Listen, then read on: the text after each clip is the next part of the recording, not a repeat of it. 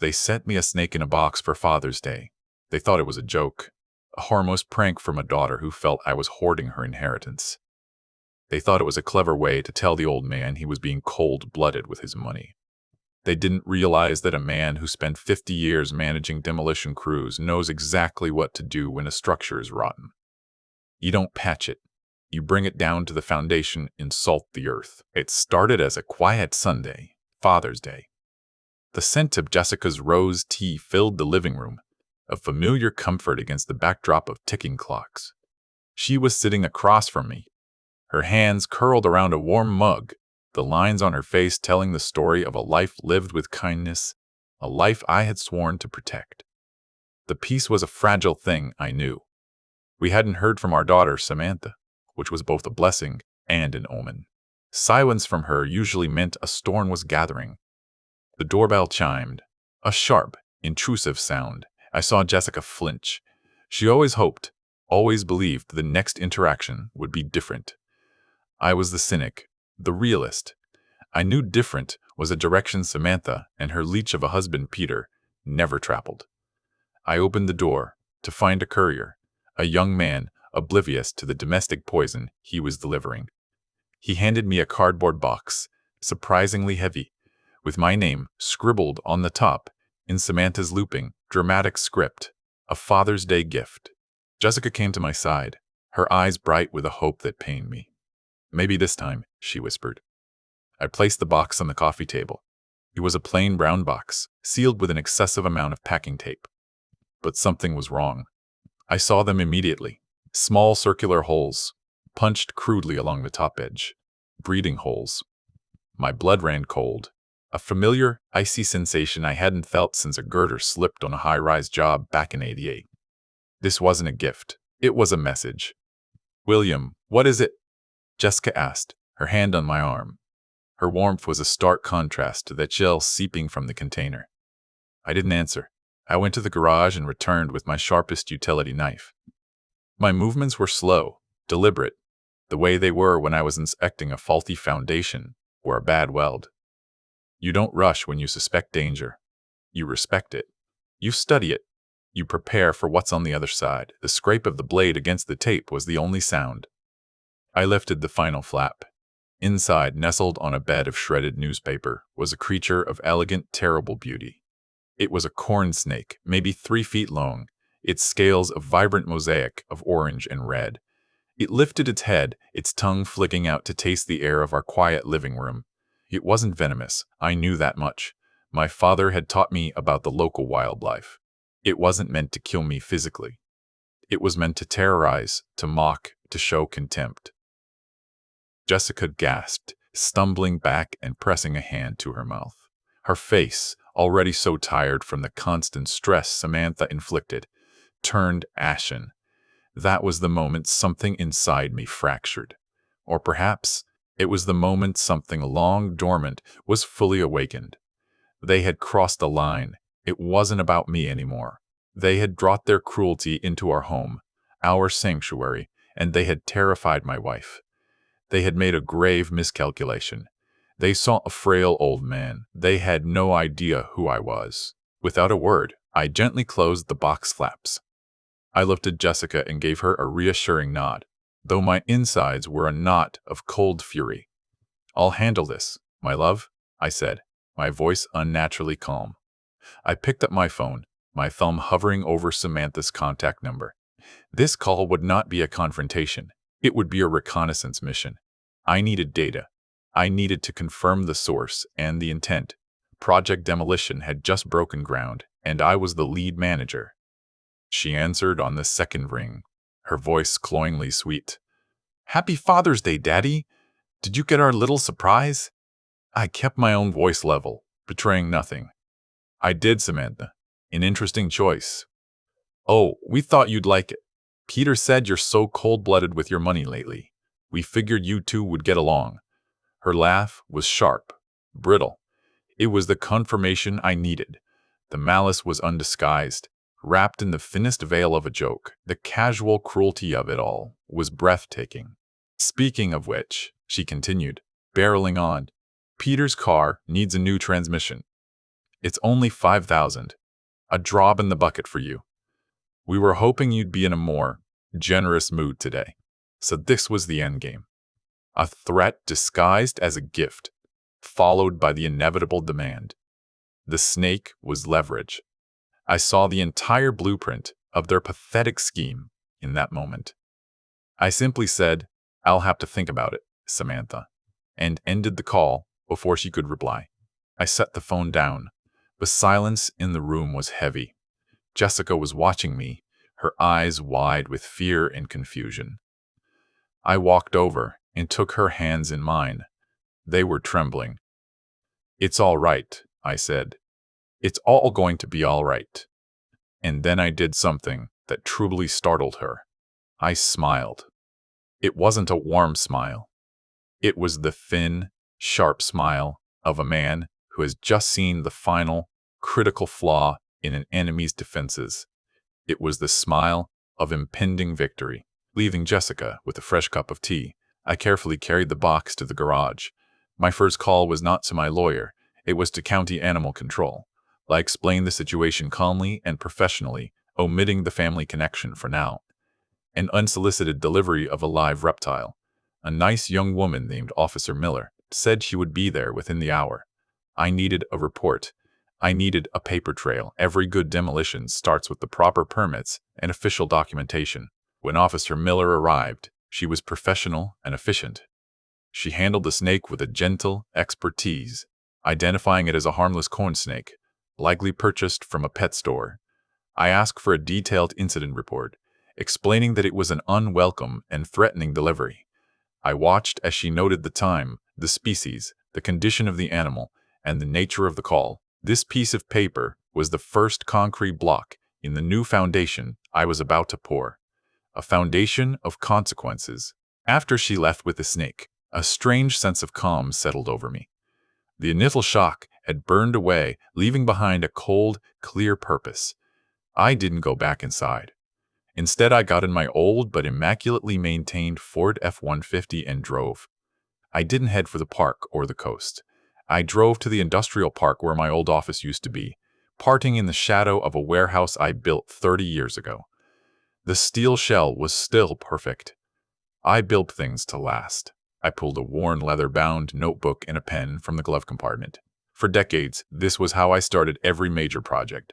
Not with a computer, but with a pen and paper. I wrote Samantha and Peter at the top of the page. Beneath it, I started drawing a flowchart. Assets, liabilities, levers, weak points. It was just like planning a complex build, only in reverse. I wasn't building them up.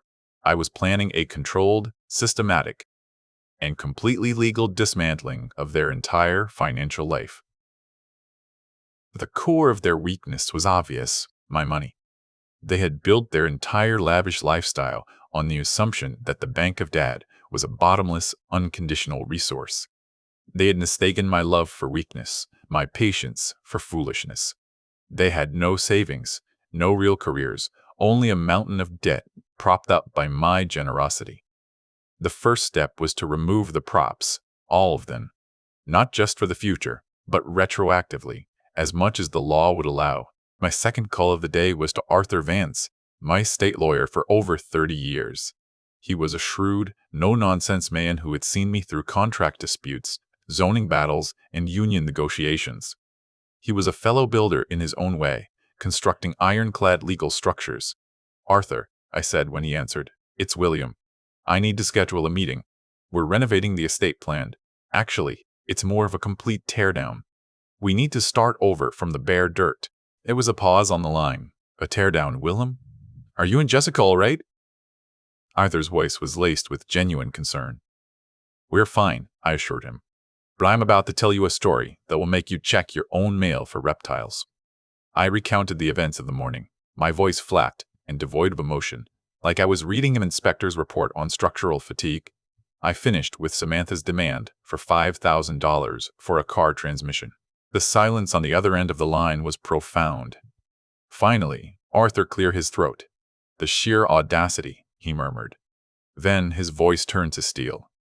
"William, you come to my office tomorrow at 9 a.m. Clear your schedule. We are going to build a fortress. It was exactly what I needed to hear. He understood immediately. This wasn't a family squabble anymore. This was a siege, and we needed to prepare the defenses.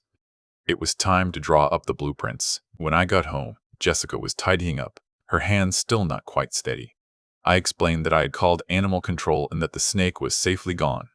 I told her I had a meeting with Arthur in the morning to make some adjustments to our finances, to protect ourselves. I didn't tell her the full scope of my plan yet. It would have upset her. She was a gentle soul. She couldn't comprehend the cold anger required for this kind of work. That was my job now. To be the rock.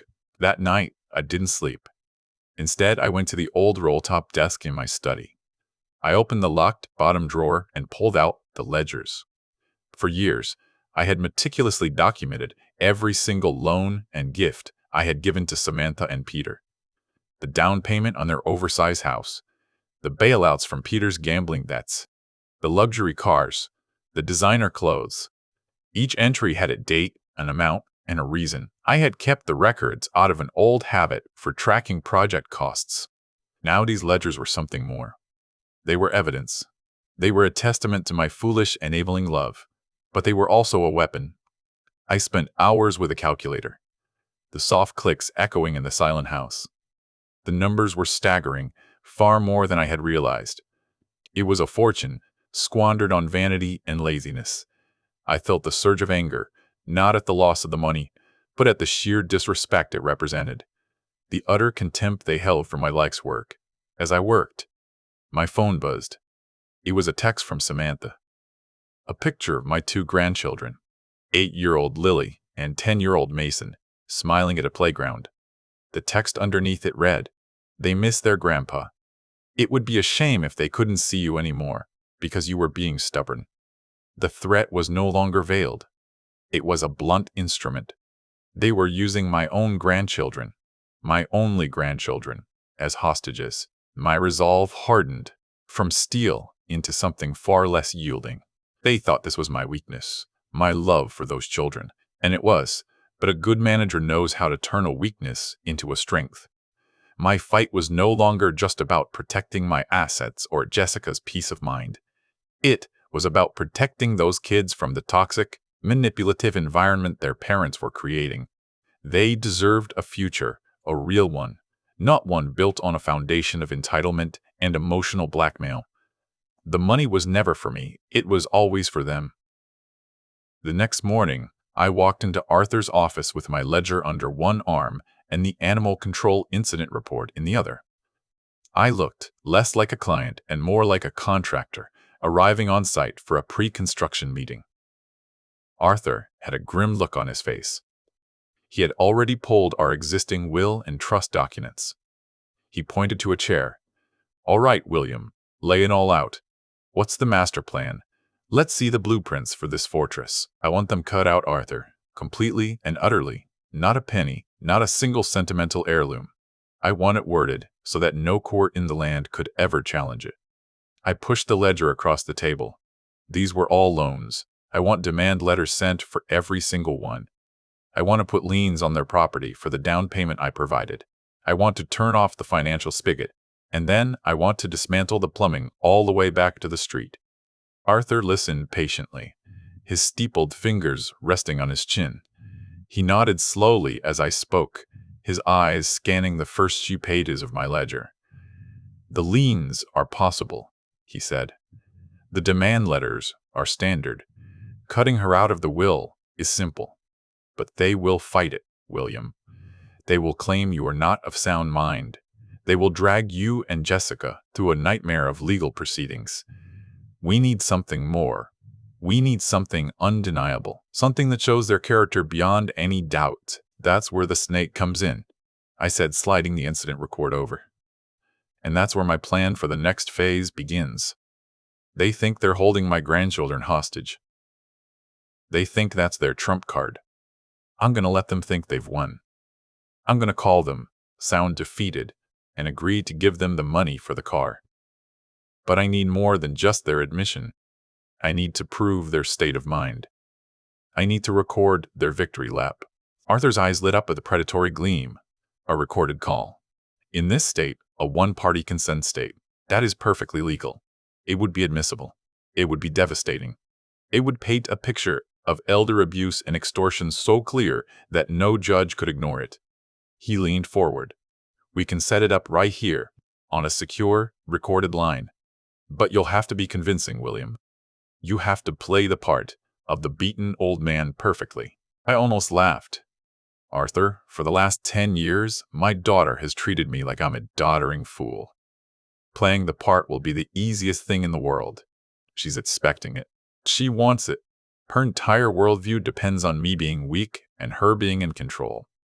We spent the next hour working with Arthur to draft a new trust. An ironclad, bulletproof trust for the grandchildren, Lily and Mason. It would be managed by a neutral third-party financial institution. The terms were specific and brutal. Samantha and Peter would have no access to the funds, ever. They could not be beneficiaries, trustees, or have any say in its management. The money would be for the children's education, health, and well-being, dispersed by the trustee on a case-by-case basis, ensuring it could never be funneled to their parents. It was a financial fortress designed to protect the children, not just for their future, but from their present. With the legal framework in place, it was time for the trap. Arthur's secretary set up the conference call with the recording function. A small red light on the phone blinked, indicating we were live. My heart was pounding, not with fear, but with the familiar adrenaline of a critical moment on a job site. The moment you signal the crane operator, the point of no return.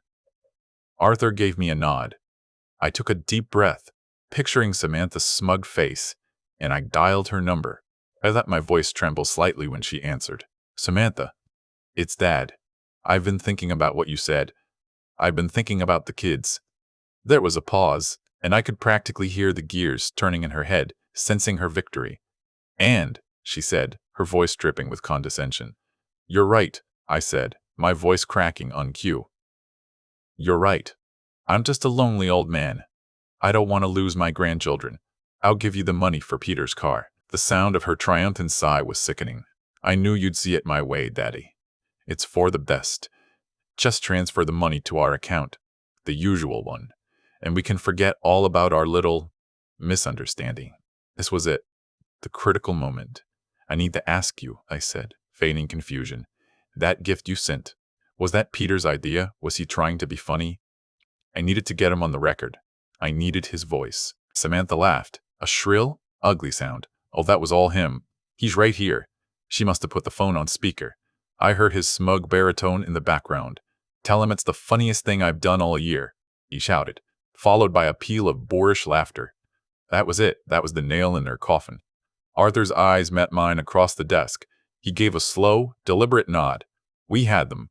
Cold, on tape. Their mockery, their admission, their soul-deep greed, all recorded for posterity. Then my voice changed. The tremor vanished, replaced by the calm, firm tone I used on job sites when a subcontractor tried to cut corners. All right, I said, the charade over. Thank you both for that confirmation. I appreciate your honesty. For your information, this call is being recorded, and my lawyer, Arthur Vance, is listening in. Say hello, Arthur. A deep, clear voice from the speakerphone said, Good morning, Samantha, Peter. I hope you're both well. The silence on the other end was absolute. I could picture their faces, the smug smiles melting into confusion, and then dawning horror. What is this? Samantha stammered. What kind of sick game are you playing? It's no game, I replied, my voice as cold as poured concrete. It's a project review, and the first item on the agenda is the $5,000 for the car. The request is denied.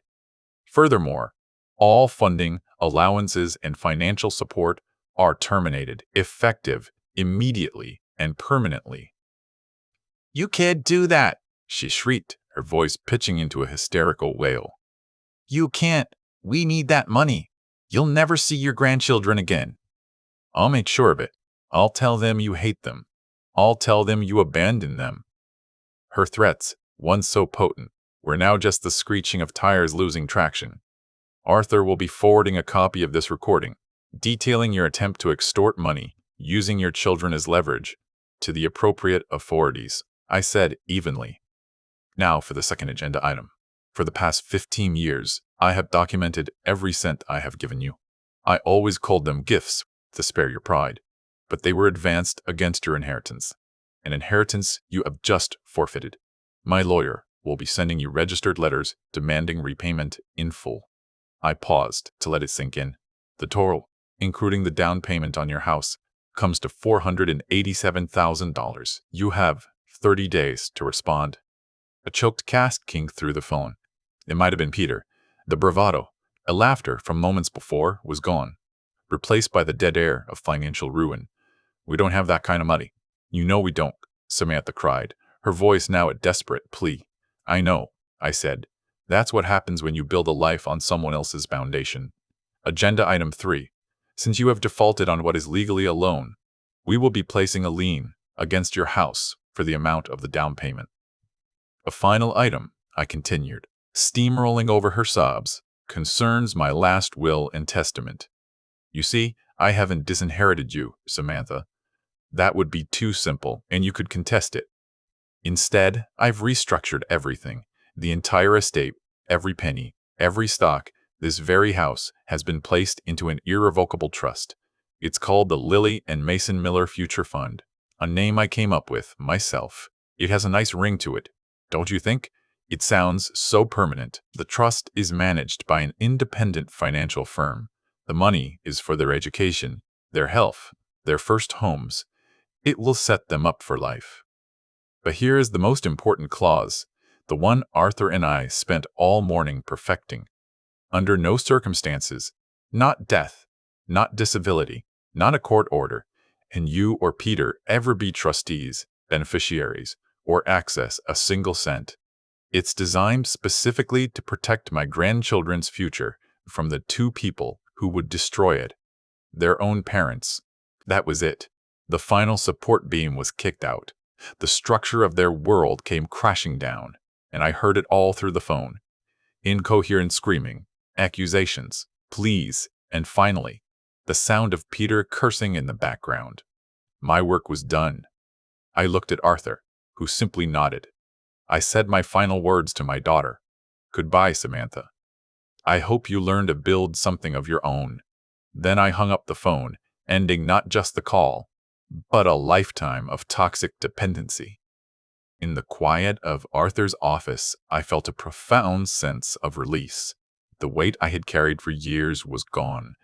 It wasn't triumph. It was the grim satisfaction of a necessary demolition, completed safely and on schedule. Arthur slid a piece of paper across the desk. A temporary restraining order petition. Sign here, William, he said.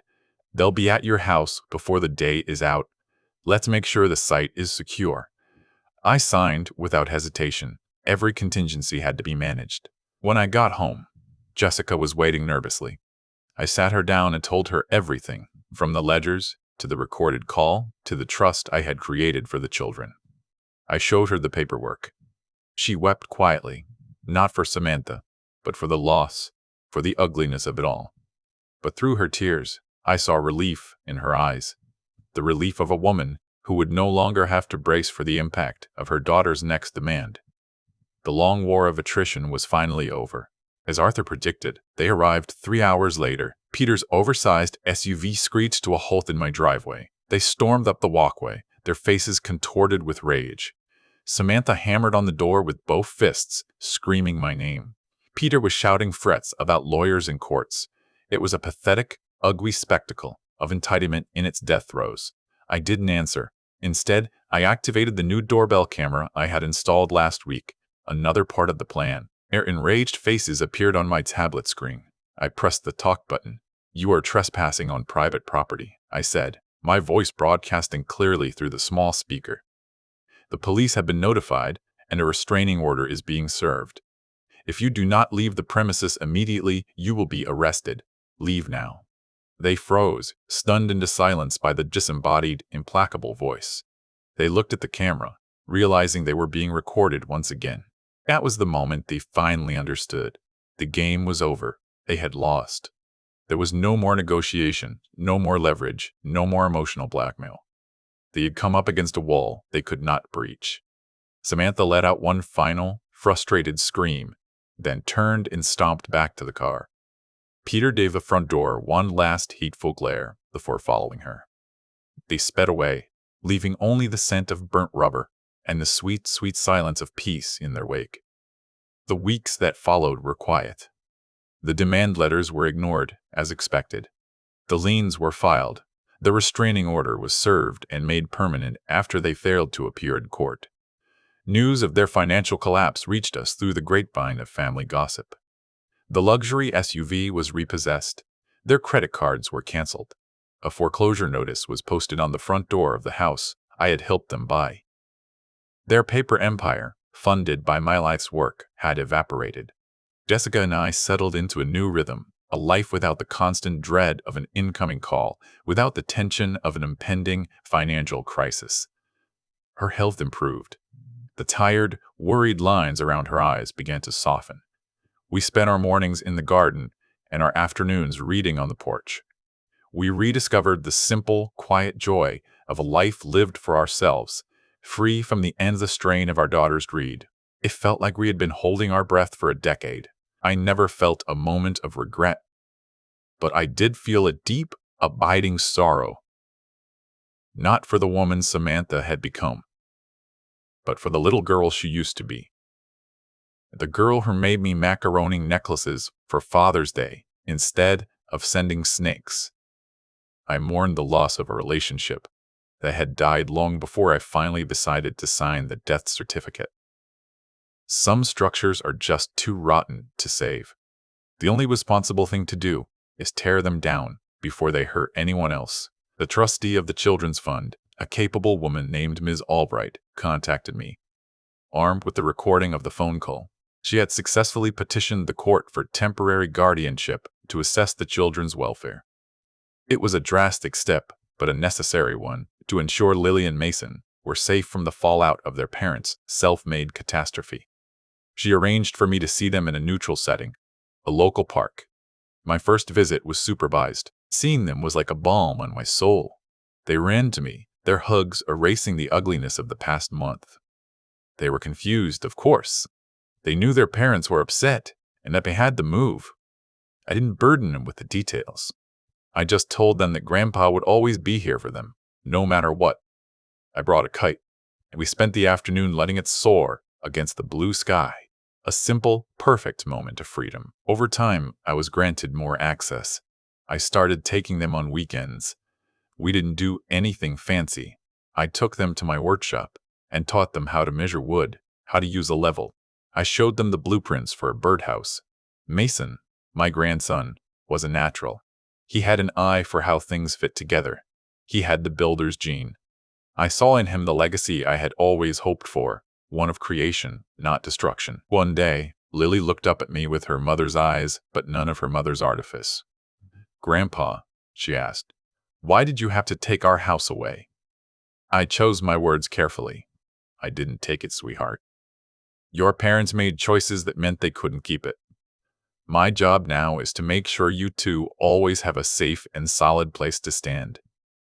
It's like when a building has a bad foundation. You have to build a new, stronger one to keep everyone inside safe." She seemed to understand. She nodded and went back to sanding her piece of the birdhouse. In that moment, I knew my revenge was complete. But it hadn't been about revenge at all. It was about protection. It was about responsibility. It was a controlled demolition of a toxic situation to clear the way for something new and healthy to be built in its place. I hadn't destroyed a family, but I had saved what was left of it. Life went on. Samantha and Peter, from what I heard, ended up in a small rental apartment across town, struggling with low-wage jobs and mountains of debt. They had become the architects of their own ruin. I took no pleasure in it, but I felt no pity either. They had been given every tool to build a good life and had chosen to use them as weapons. Their consequences were of their own design, and they would have to live in the structure they had built. One evening, Jessica and I were sitting on the porch as the sun went down, casting long shadows across the lawn.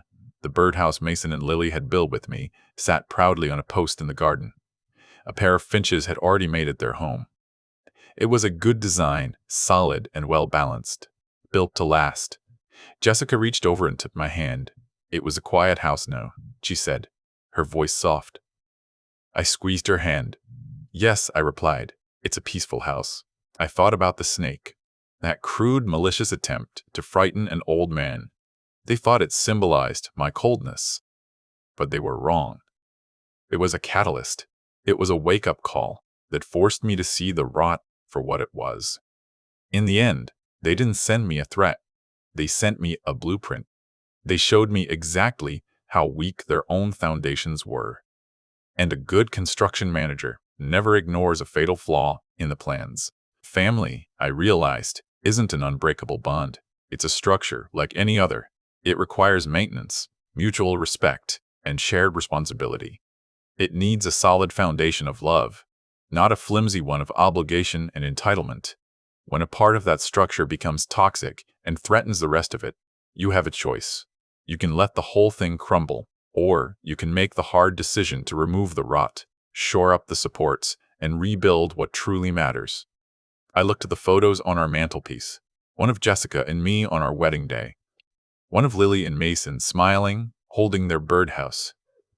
There was no longer a photo of Samantha there. It wasn't an act of anger, but one of acceptance. Some things can't be fixed, but you can always build something new, something better, something that will stand the test of time. My final project wasn't made of concrete and steel, but of love, law, and legacy. And it was the best thing I ever built. That night, I opened my old ledger one last time. I flipped past all the pages filled with dollar amounts and dates, all the records of their greed. On the final, blank page, I wrote down 2 new entries: Lily's future, Mason's future. Beside each one, I didn't write a number. I simply wrote the word secure. Then I closed the book. The project was complete. The accounts were settled. The site was clear. All that was left was the quiet, peaceful future I had built for the ones I loved. The phone no longer brought a sense of dread. The doorbell no longer made us jump. The silence in our home was no longer a tense prelude to a storm, but a comfortable blanket of peace. I had spent my life bringing down old, unstable structures to make way for new, strong ones.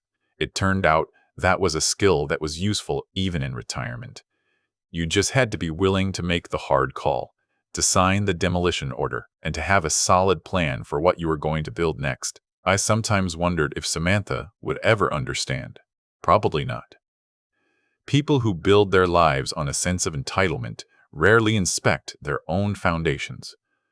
They just blame the world when it all comes crashing down. But that was her problem to solve now, not mine.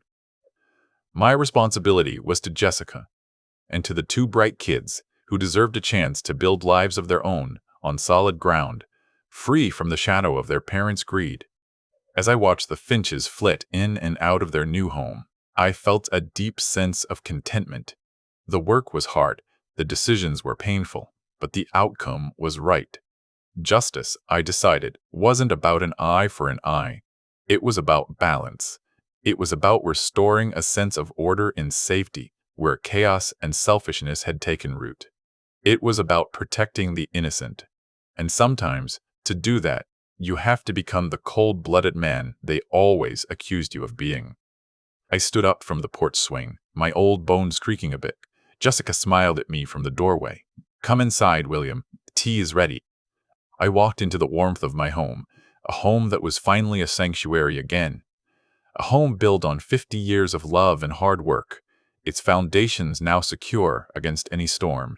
The past was demolished, the present was peaceful, and the future, for the people who mattered, was safe. And for a retired construction manager, there is no sweeter feeling than a job well done. I never saw Samantha or Peter again. The legal fortress I built was impenetrable. Their letters, when they came, were returned unopened by Arthur. Their attempts to contact the children were blocked by the courts. They became ghosts, specters of a life I had long since walled off. Their story became a cautionary tale I would one day tell my grandchildren, a lesson in integrity, hard work, and the consequences of forgetting that respect is earned, never inherited. My love for my grandchildren was the steel rebar reinforcing my decisions. Every time I taught Mason how to use a hammer or helped Lily with her math homework, I knew I had done the right thing. I wasn't just giving them my time. I was giving them a blueprint for a different kind of life, one based on merit and kindness. I was showing them that a grandfather's love isn't a bank account to be drained, but a tool belt to be shared. They say you can't choose your family. Maybe that's true. But you can choose what your family stands for. You can choose to protect it from its worst elements. You can choose to tear down the parts that are rotten and rebuild on a foundation of principle. You can choose to be the architect of its future, not a prisoner of its past. That was the choice I made on that Father's Day. It was the last and most important project of my life, and the snake? Sometimes I think about it. It was a strange, silent catalyst in our lives. It brought ugliness into our home, but it also brought truth. It forced a confrontation that was decades overdue. It was a creature of cold blood, sent as a message of contempt. But in the end, it was me who had to become cold-blooded, methodical, and clear-eyed to save the people I loved. They sent a snake to threaten the lion, and they were surprised when he roared back.